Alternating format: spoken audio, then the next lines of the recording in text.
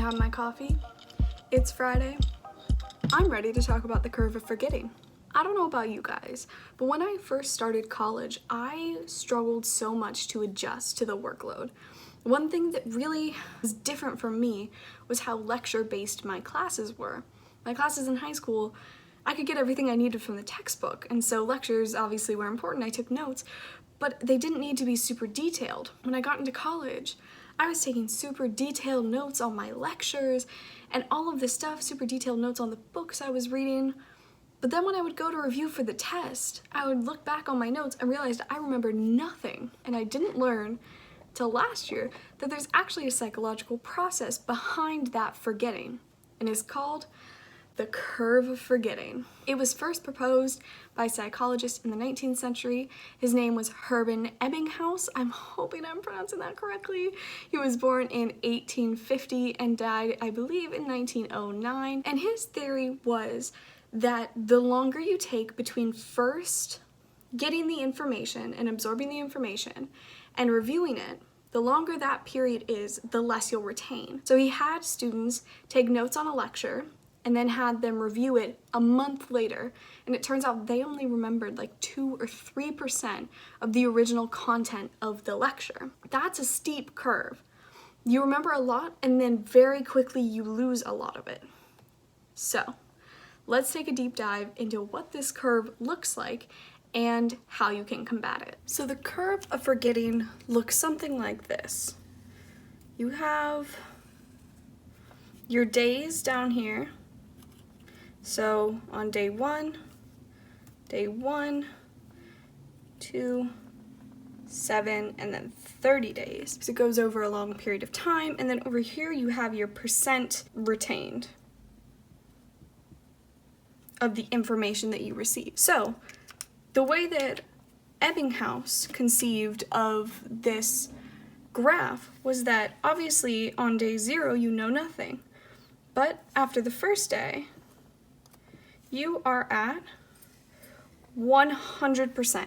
So when you go to your lecture and you take the notes, you are at 100% of the information retained.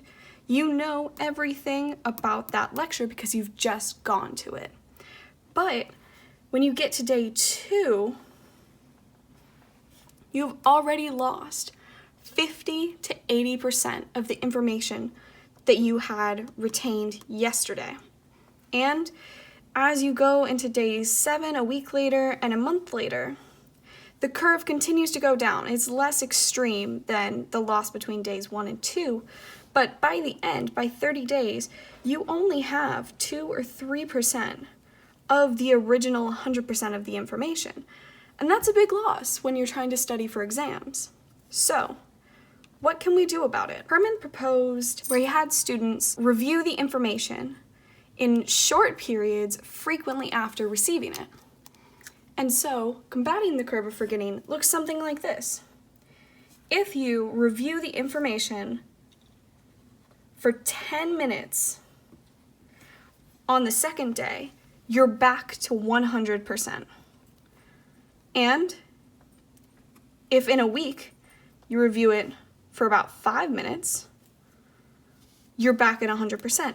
And in 30 days, if you review it for just 3 or 4 minutes, you keep the information at 100%. How does this work? So what happens is when you review it frequently, your brain loves the repetition, so that by the time you get here, instead of learning new information like you will be here, you're simply activating where it's stored in your brain. So let's say you go to a lecture, you take notes, you're at this 100% mark. The next day, if you set aside 10 minutes to review it, you will keep your comprehension at 100%. If at the end of the week you review for 5 minutes, you'll be back at 100%. So that when you go to take your exam, you won't be teaching yourself all of this information completely from scratch. You'll simply be reactivating the knowledge that you already have and the retention in your brain. So what does this mean for you in school? How can you use the curve of forgetting to do better on exams and tests and essays? repetition. I know you've heard people probably say this before, but this is the science behind reviewing your notes after you take them. When you go to a lecture or you go to a class, afterwards, at the end of the day, take 10 minutes to go through and review those notes and remind your brain what you've learned. And continue doing that. And you can retain the information at 100%.